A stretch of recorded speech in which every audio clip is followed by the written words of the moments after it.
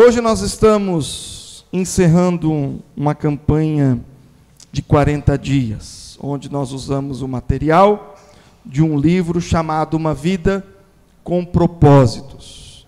O pastor Rick Warren, um clássico, um best-seller, vendeu muito, já muita gente abençoada através desse material. Eu creio que você também. E eu quero iniciar esta nossa meditação de hoje lendo um testemunho de uma moça tímida que não quis falar, preferiu escrever, mas eu vou queimar o filme dela, né? Que eu convidei os irmãos para falarem, dar o seu testemunho, mas como a moça é tímida, pastor, posso escrever? Eu falei, pode, né? Melhor escrito do que ausente. Então, já que está escrito, eu vou ler aqui esse testemunho de uma irmãzinha querida. No final eu falo o nome. Conheci o livro Uma Vida com Propósito através de uma serva de Deus que não conheço pessoalmente, mas que utiliza o Instagram e o YouTube para dar seu testemunho de fé e evangelizar. Olha, eu não estou lendo isso aqui, não tinha lido antes, estou lendo agora pela primeira vez. Usa a internet para coisa boa, viu, gente?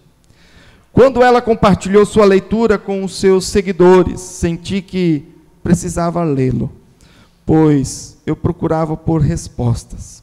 Eu sentia a necessidade de saber como conduzir meus sentimentos e trilhar meus passos. Imaginei que o livro poderia me auxiliar. E que auxílio, que ajuda. Cada dia eu queria ler mais e meditar. O livro me ajudou a entender melhor muitas passagens bíblicas e enxergar com discernimento muitas coisas que antes eu não via. Talvez porque antes eu era muito jovem e imatura, tanto na idade quanto na fé, e por ter vivenciado momentos amargos na vida. Hoje, sei que não estou na terra por acaso. Amém. Hoje sei que meu maior propósito aqui é adorar, servir a Deus e compartilhar o seu amor. Hoje sei que o seu desejo é que possamos viver como Jesus viveu e andar de acordo como ele andou, seguir os seus passos. Ser como Jesus não é fácil. Infelizmente, os nossos pecados nos fazem falhar e escorregar, mas ter a certeza de que ele estará sempre com as mãos estendidas para nos levantar e de braços abertos para nos abraçar é incomparável. Hoje eu sou diferente, não por merecimento, mas graças à misericórdia de Deus, que às vezes, mesmo me parecendo distante, jamais me abandona. Aleluia. Tenho aprendido a olhar com outros olhos as provações, a entender que, por mais triste e difícil que esteja sendo, o resultado de tudo isso será a minha vitória e eu perseverar e não desistir. Estou aprendendo a ser humilde na fé, a acolher e oferecer o meu melhor sem desejar nada em troca. Estou aprendendo a fugir da armadilha da inveja e não me comparar a ninguém, pois Deus me mostrou que sou única para Ele. Estou aprendendo a ouvir mais e que às vezes o silêncio é a melhor resposta. Estou aprendendo que o que não edifica não deve ser alimentado e muito menos compartilhado. Estou tirando para mim lições importantes do sofrimento, a esperar e não me antecipar, esperar a hora certa em que devo agir até onde Deus me permite chegar, pois nem tudo depende de mim, e sim dele. Estou tentando descobrir qual o meu papel dentro do ministério de Deus, quais os meus dons e ministérios e minhas habilidades. A sabedoria para mim é importante e peço a Ele com frequência. Também peço a Deus que eu seja luz e que meu papel dentro do seu corpo seja realizado. Este é meu desejo como cristã em aprimoramento, que eu seja luz, que eu possa irradiar luz, a luz de Deus para todos que passarem e fizerem parte da minha vida, para que, quando eu me apresentar diante de Deus, Ele me diga: filha, apesar dos tropeços, você cumpriu os seus propósitos. Testemunho de uma alma em transformação da nossa querida Eliara. Um beijo. Deus abençoe, querida, e agradeço especial esse testemunho, porque foi através dela que Deus me despertou a este trabalho, apesar de eu já ter conhecido, ter trabalhado com ele em 2 outras igrejas que eu pastoreei, mas ainda não tinha feito aqui. Um dia a Eliara compartilhou um pedacinho de tudo isso aqui que ela escreveu, 2 páginas, e jogou lá no grupo do Zap. Estou lendo um livro maravilhoso. Eu falei: rapaz, esse livro já foi importante para a minha vida, para a vida de muitas pessoas, e por que não? Aí, obrigado, Eliara, Deus usou tua vida para retocar algo novo no meu coração, e creio que na vida de outros, que talvez gostaria de falar, mas talvez também tenha vergonha, e não lembrou de talvez escrever. Creio que muitos irmãos e irmãs foram edificados pelo áudio, né, que o pastor todo dia, às vezes um ou outro esqueceu, aí depois publicava à tarde, para todos ouvir o áudio e também o livro. E hoje nós vamos encerrar, e eu quero fazer uma recapitulação de tudo isso. Coloca aquela fotinha da mão, e que eu creio que isso, pode deixar ela fixa, tá, Gui? Pode abrir todas elas. Isso, deixa ela paradinha aí. E peço aos irmãos que abram suas Bíblias no carta de Paulo a Efésios. A Éfeso. Efésios capítulo 4.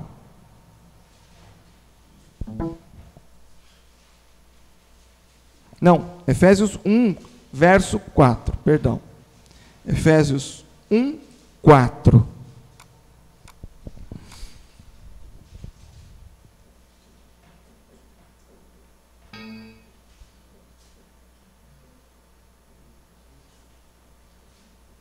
Efésios capítulo 1, verso 4 em diante.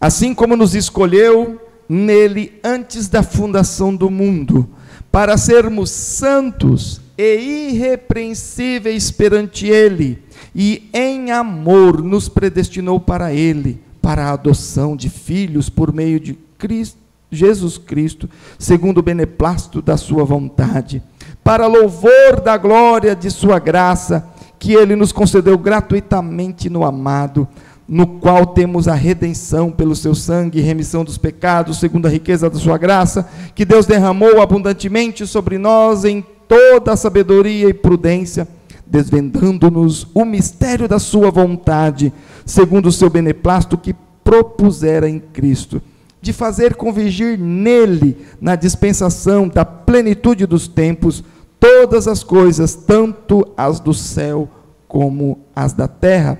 Nele, digo, no qual fomos também feitos herança, predestinados, segundo o propósito daquele que fez todas as coisas, conforme o conselho da sua vontade, a fim de sermos para louvor da sua glória, nós, os que de antemão esperamos em Cristo, em quem também vós, depois que ouvistes a palavra da verdade, o evangelho da vossa salvação, tendo nele também crido, fostes selados com o Santo Espírito da promessa, o qual é o penhor da nossa herança, até ao resgate da sua propriedade, em louvor da sua glória. Amém? Quero que vocês abram outro texto, Romanos, volta a Biblinha um pouquinho, Romanos capítulo 8, Romanos 8,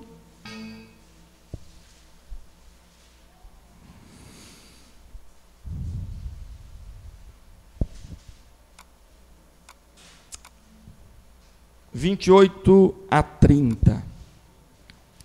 Romanos 8, 28. Sabemos que todas as coisas cooperam para o bem daqueles que amam a Deus, daqueles que são chamados segundo o seu propósito. Porquanto aos que de antemão conheceu, também os predestinou para serem conformes à imagem de seu Filho, a fim de que ele seja o primogênito entre muitos irmãos. E os predestinou, e a esses também chamou, e aos que chamou, a esses também justificou, e aos que justificou, a estes também glorificou. Amém? Sabemos que todas as coisas cooperam para o bem daqueles que amam a Deus. Primeiro critério para a gente entender o que esse livro falou para nós sobre os propósitos de Deus, propósitos ou objetivos de Deus, maneira que Deus nos criou e quer que a gente viva. Deus nos criou e quer que a gente viva para glorificá-lo, para viver em comunhão, para viver numa vida de santificação, dedicação e evangelização ou missão. Mas quem se encaixa nesses propósitos? Aqueles que amam a Deus. Aqueles que temem ao Senhor Jesus, aqueles a quem Deus predestinou e os chamou e os glorificou. A estes. Este não é um sermão para incrédulo, para o ímpio. Este projeto, esse trabalho, é feito para aqueles que entregaram a vida para Jesus. Ou, pastor, mas eu não tenho certeza se eu entreguei minha vida a Jesus, eu não tenho certeza da minha salvação. Corra, apressa-te, porque você está fora dos propósitos de Deus. A tua vida pode ser muito melhor do que você tem vivido.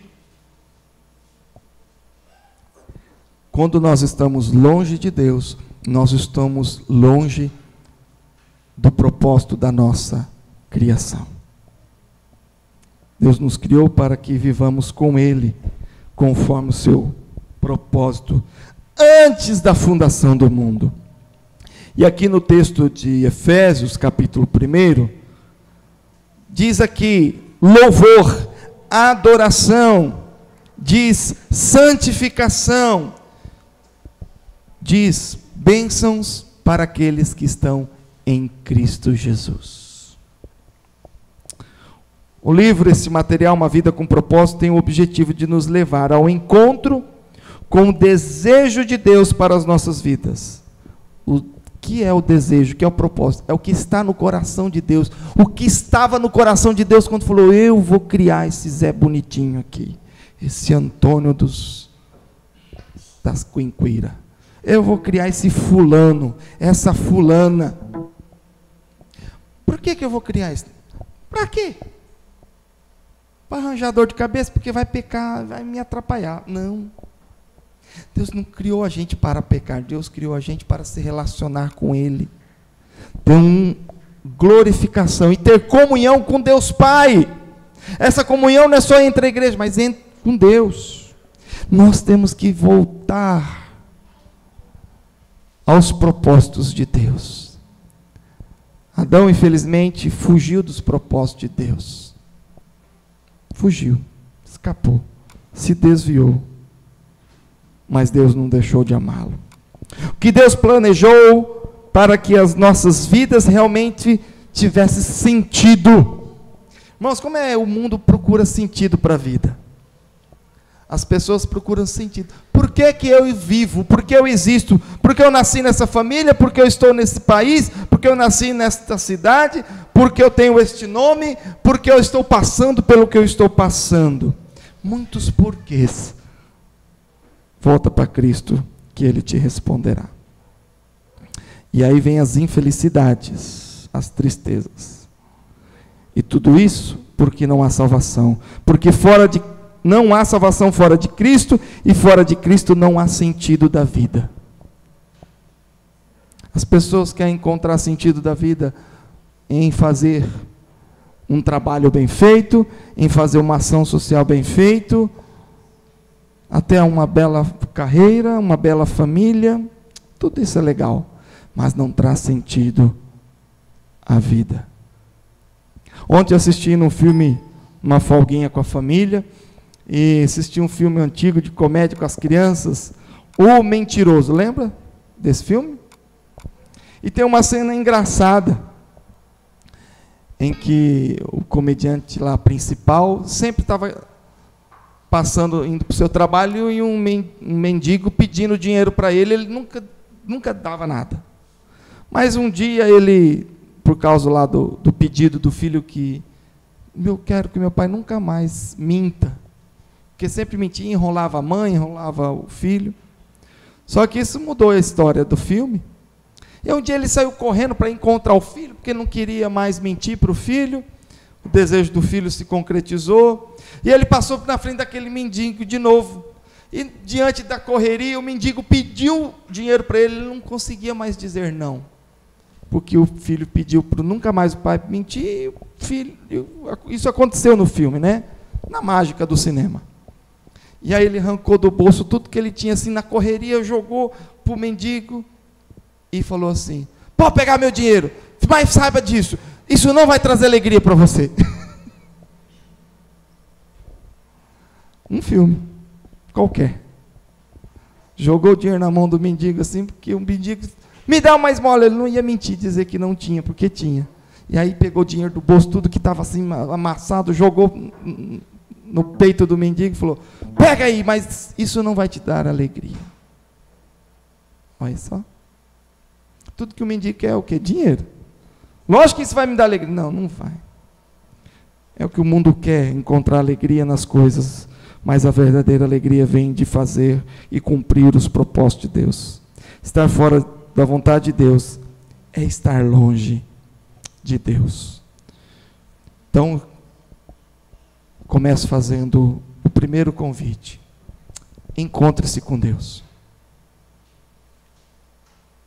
Estar ligados a Deus através do sacrifício de Cristo na cruz.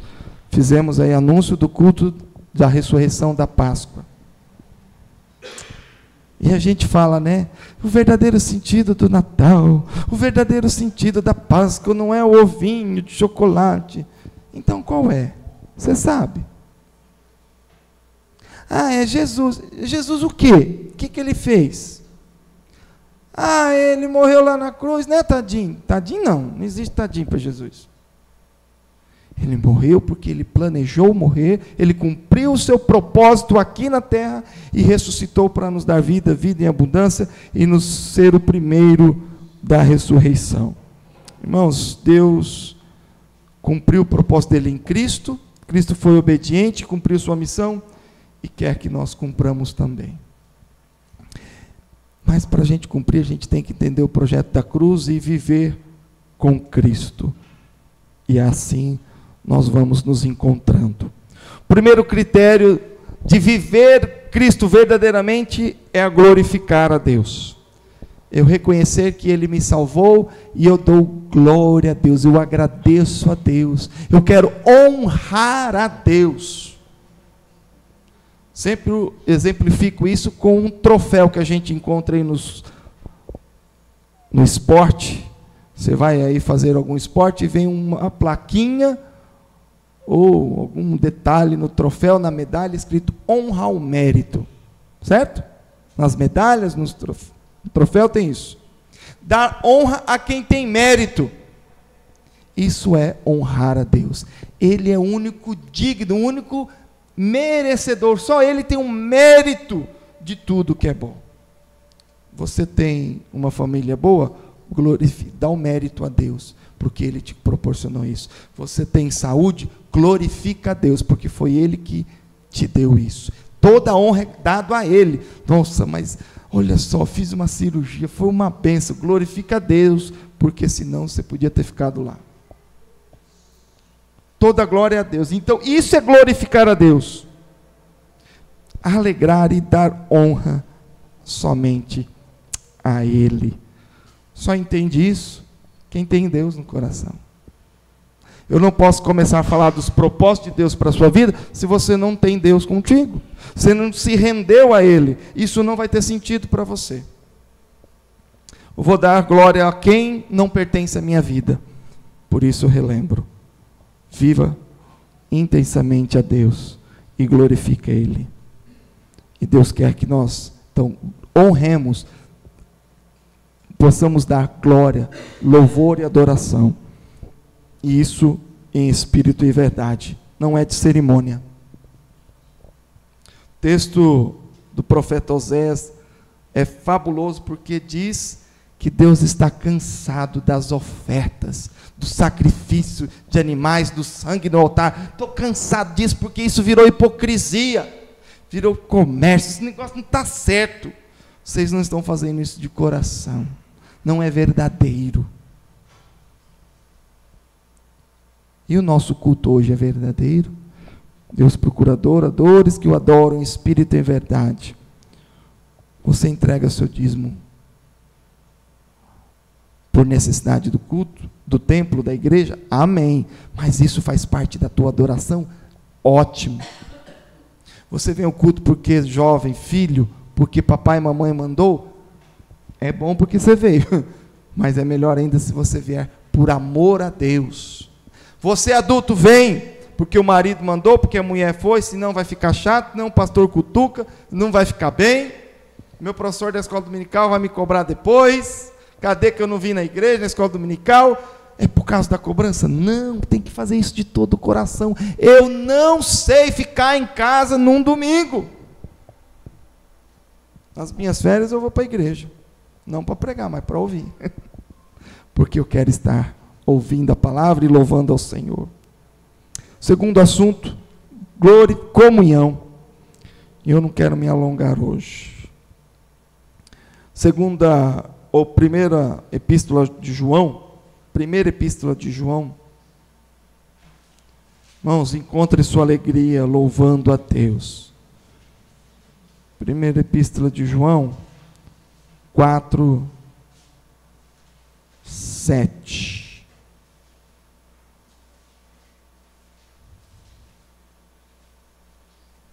Amados, amemo-nos uns aos outros, porque o amor procede de Deus, e todo aquele que ama é nascido de Deus e conhece a Deus.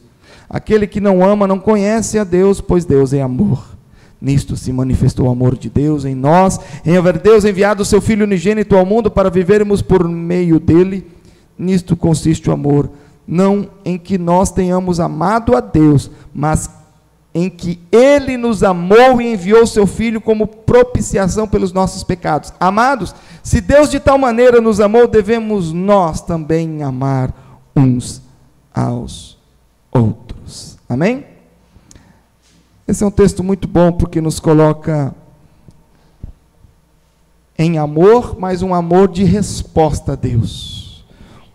Deus nos amou primeiro, desde a fundação do mundo, já escolheu que nós estaríamos aqui nessa noite para adorá-lo, por um coração contrito, arrependido, porque eu não tenho adorado a Deus como deveria, mas eu quero me encontrar na adoração, porque eu não tenho amado a Deus como deveria amar, e não tenho amado meus irmãos como deveria amar. Mas eu quero amar a Deus e o meu irmão, como diz o texto um pouquinho à frente, do 19 a 21, nós amamos porque Ele nos amou primeiro. Se alguém disser amo a Deus e odiar o seu irmão, é mentiroso, pois aquele que não ama a seu irmão, a quem vê, não pode amar a Deus a quem não vê. Tem muita gente com ódio no coração, e erguendo as mãos na hora do louvor, abaixe a mão, hipocrisia, porque diz, você não está amando a Deus verdadeiramente, porque você tem ódio contra o seu irmão, e tudo indica que esse texto está falando do irmão em Cristo, o outro, não tem amor verdadeiro por Deus, porque não entendeu o amor ao próximo. E por que essa relação? Eu não pensei até em fazer um slide só para esse gráfico, mas eu quero que os irmãos tentem fazer um painel aqui comigo, eu vou tentar gesticular, tá bom? preste atenção aqui nas minhas mãos e faça um exercício de imaginação. Poderia ter feito um gráfico. Deus é Pai. Mas também em Deus, em Cristo, Ele é chamado o noivo da igreja. Então, Cristo é o noivo aqui em cima no nível de Pai. Cristo noivo e nós somos a igreja noiva de Cristo. Nós somos chamados filhos do Deus Pai. Se nós somos chamados filhos de Deus Pai, nós somos chamados família de Deus, filhos por adoção de Deus. Muito bem, eu te pergunto, quantos filhos Deus tem? Aquela musiquinha antiga que a gente canta no departamento infantil. Pai Abraão tem muitos filhos, muitos... Canta isso, mulheres do departamento infantil? Eu sou um dele, você também. Louvemos ao Senhor. Braço direito, braço esquerdo. Cansa, né, Felipe? E aí vai, mexendo os braços, as pernas, porque muitos filhos Deus tem. Se eu sou filho de Deus, eu me alegro por ser filho de Deus, o meu irmãozinho aqui do lado se alegra por ser filho de Deus. Ué, logo, ele é meu irmão. Que também Deus morreu por ele. Deus morreu por mim e morreu por ele. E quando eu falo que eu não amo ele, então um problema sério aí. Eu estou odiando a família de Deus, a igreja de Deus, não a igreja presbiteriana, mas eu estou falando teologicamente da família salva, remida por Cristo Jesus. Eu e meus irmãos, nós estamos dentro da família de Deus, dentro, talvez, da mesma igreja.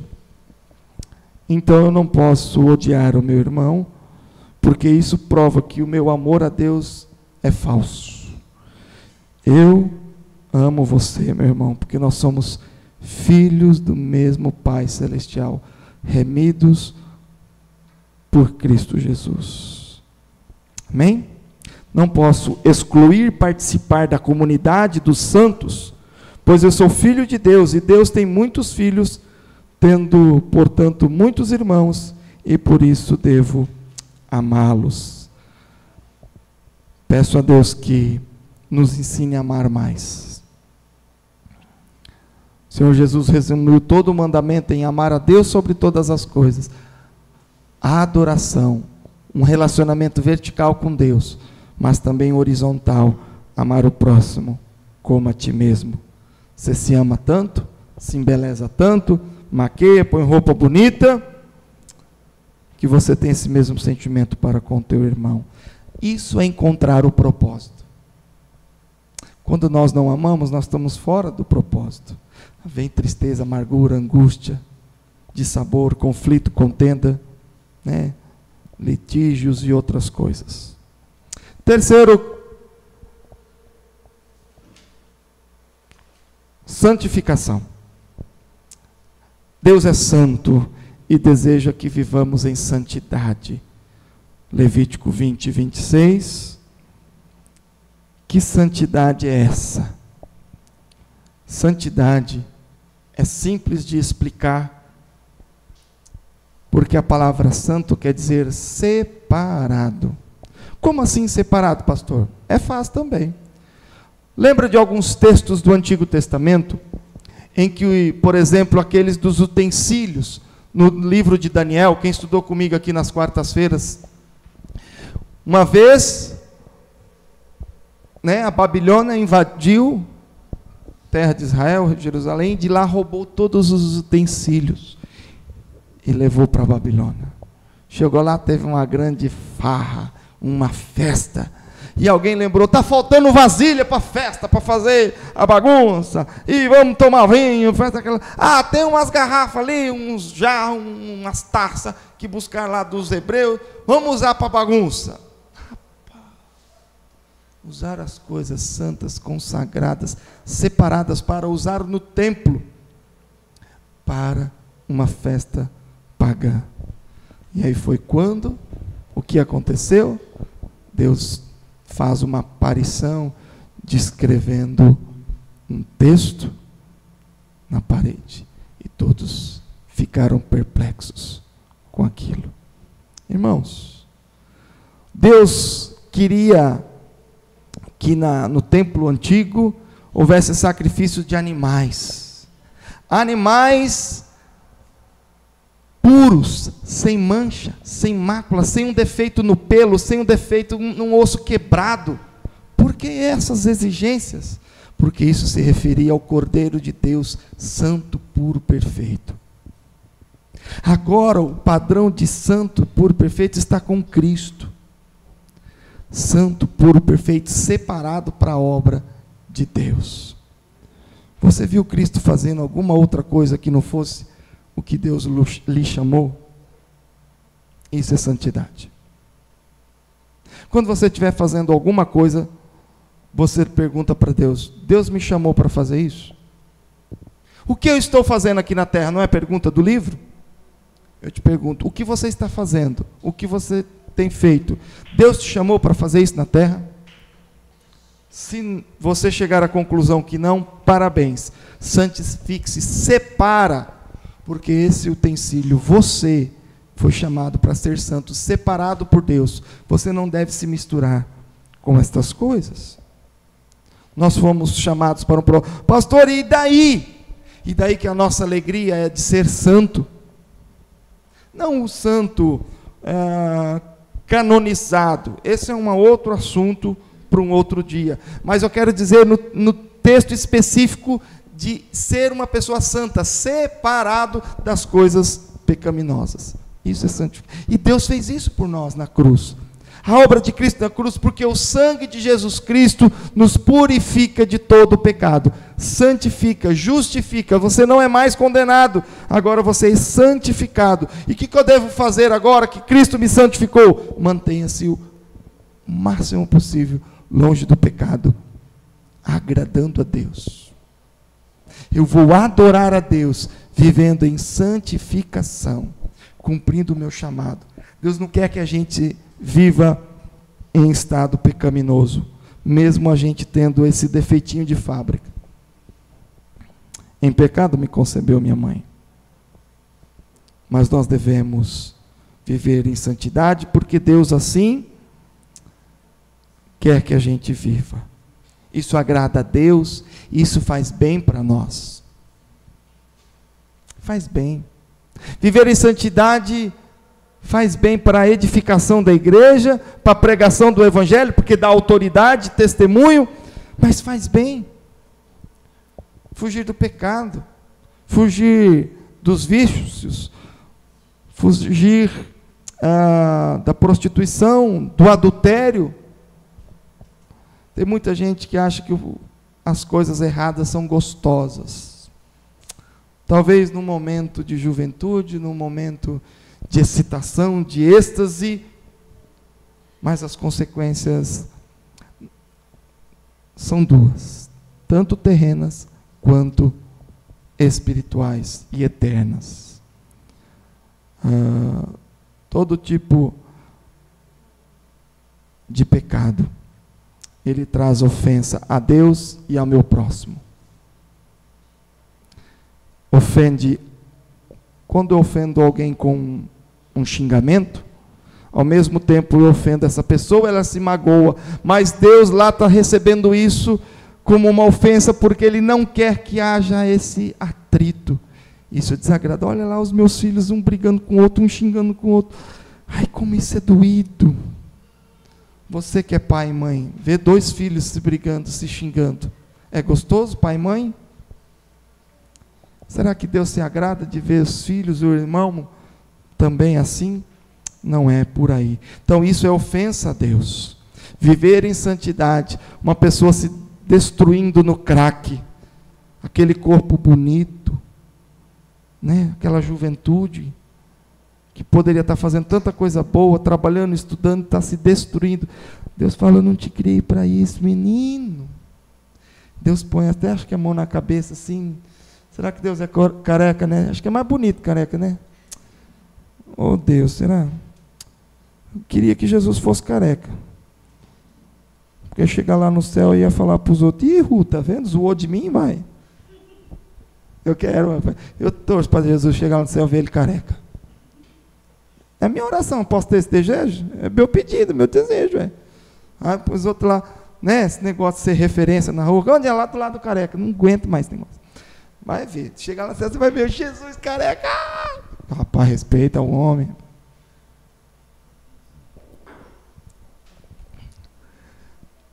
Eu creio que Deus lá do céu está olhando para nós e se agradando ou se desagradando com aquilo que nós fazemos. Quarto propósito é viver, e eu quero aqui juntar dois em um: missão e evangelização. Missão, evangelização e dedicação, perdão. Dedicação e evangelização. As duas juntas, as duas coisas caminham juntas. Eu tenho algo no meu coração que é difícil explicar para certas pessoas que ainda não conheceram Jesus. Por quê que a comunidade, o povo evangélico tem esse negócio de levar Jesus para as pessoas? Por que você tem que pregar? E às vezes esse assunto diz respeito muito aos índios, às tribos mais longínquas da África. Rapaz, deixa eles quietos lá, Deus toma conta deles. Para que ir lá perturbar eles, pôr roupa nos homens pelados? Para quê? Até que eles não precisam pôr roupa, mas tudo bem. Deixa eles pelados como está. Mas precisa ter Jesus. Mas por que precisa pregar para eles? É simples. Quando você compra um carro novo, você fica todo feliz. Primeira coisa, já agora na tecnologia, você já tira a foto e posta no Facebook, no Instagram e manda para os amigos no Zap. Certo? Tudo que acontece agora você quer postar. Agora tem que postar. Olha que coisa boa. Está na festa, está na praia, está no shopping, está no aniversário. Está um dia feliz. Tem gente que posta até coisa triste. Estou deprimido hoje. Estou triste. Você já fez isso? Você já postou? Quando você estava triste? Não? Todo mundo hoje quer postar e divulgar as coisas boas que tem. Eu te pergunto, você recebe a salvação em Cristo Jesus? Jesus te transforma, muda a tua vida, a tua família, a tua eternidade das trevas para a luz, e agora fala assim, agora é só meu, não quero contar para ninguém. Que coisa incoerente, né? Eu quero levar Jesus, e ainda agora eu quero dizer, eu tenho uma notícia boa, eu quero te trazer Jesus no coração para mudar a sua vida, não só hoje, mas para toda a eternidade. Essa é a melhor notícia do mundo, essa é a melhor postagem do mundo, essa é o melhor presente do mundo, e não custa nada. E aí depois que você tem Jesus no teu coração, você entende que você tem um propósito de levar esse evangelho de transformação, através do serviço, e às vezes através do servir, de enxugar os pés, de molhar, enxugar, de dar um alimento, de dar roupa, se quiser dar dinheiro, fica à vontade, você fazer algum bem, cuidar de alguém, limpar as feridas, comprar um remédio, visitar no hospital, visitar no leito, fazer um bem a quem quer que seja. Esse é o nosso propósito. E levar este evangelho de salvação, isso é bom demais.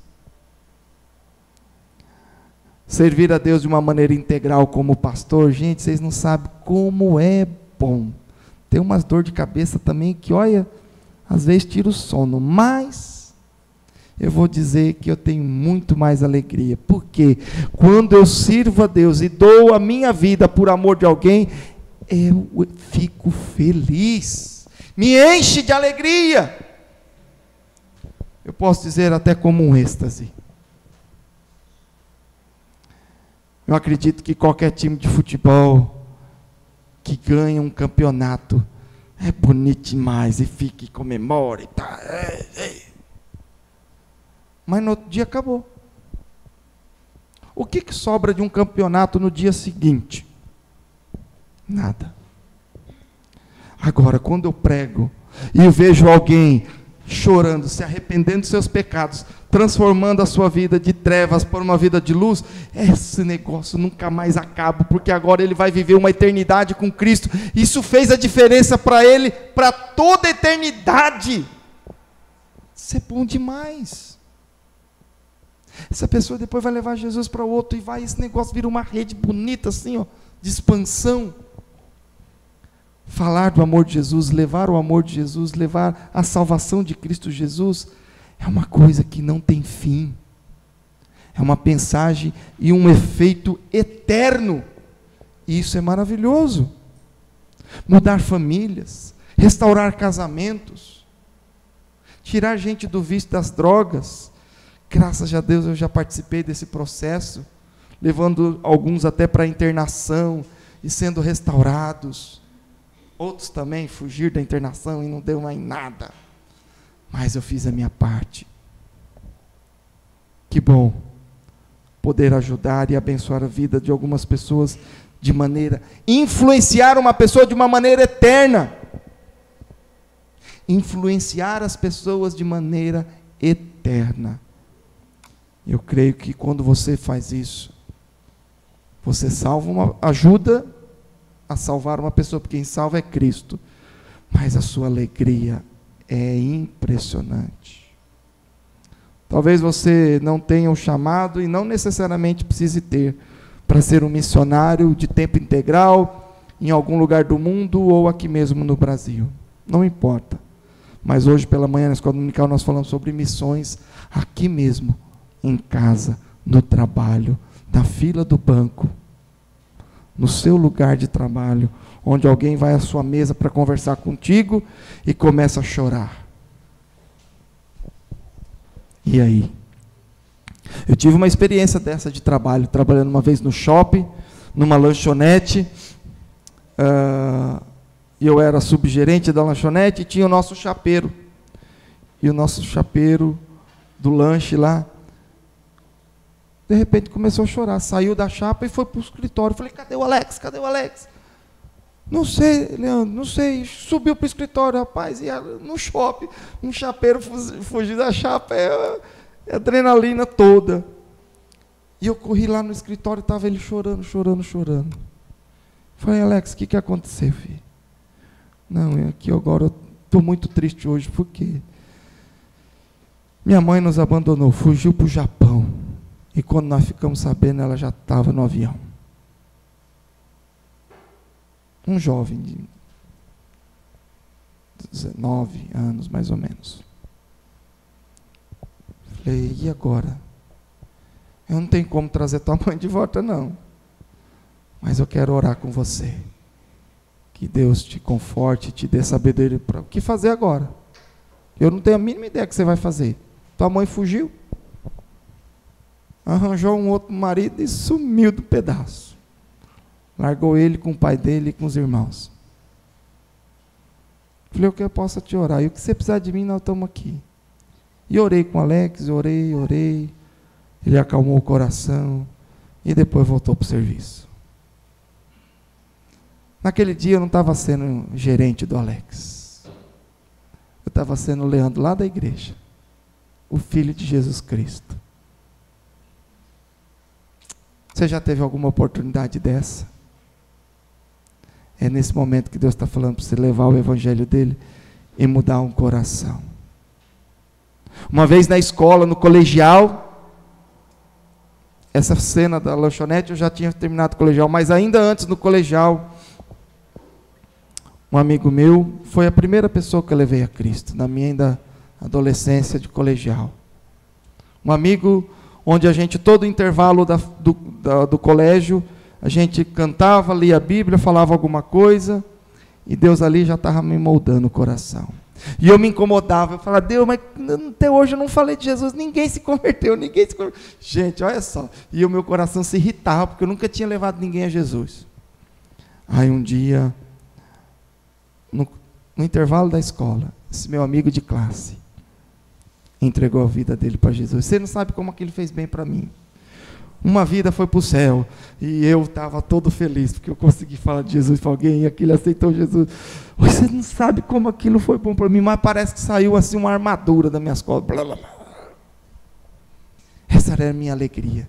Queria falar de Jesus para alguém. Isso aconteceu no intervalo da escola.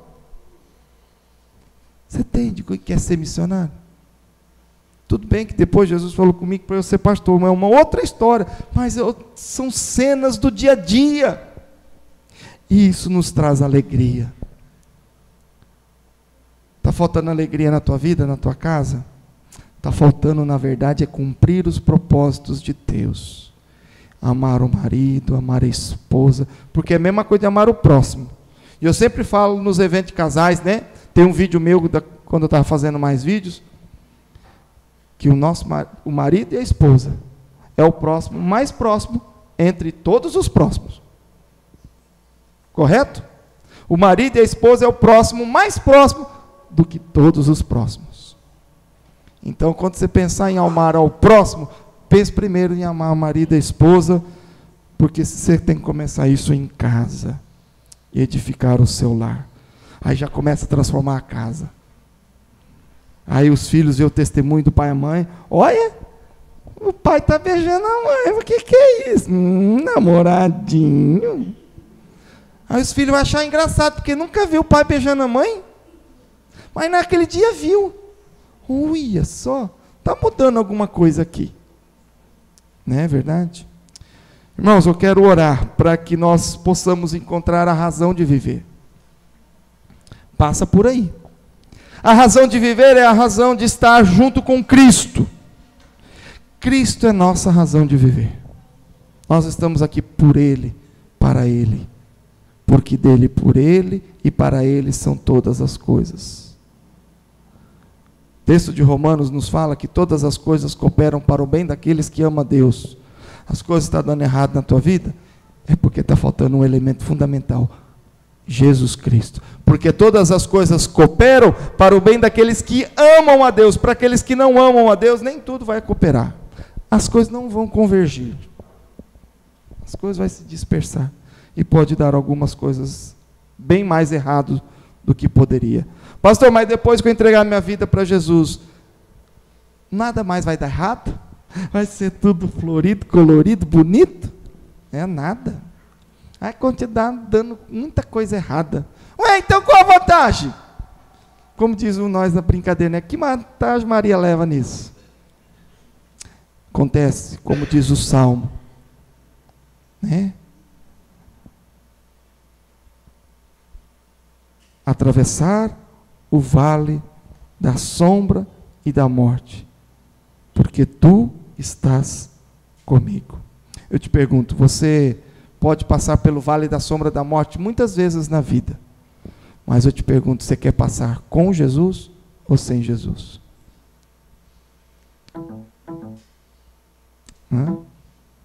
Jesus pegando na sua mão, Jesus caminhando com você, te dando forças, e passar não é perecer, ou Jesus te deixa lá, não, Jesus passa com você, porque tu estás comigo. Ainda que eu passe pelo vale da sombra da morte, não temerei mal algum, porque tu estás comigo. Só pode dizer isso quem tem certeza de que Jesus habita o vosso coração. Abaixe vossas cabeças.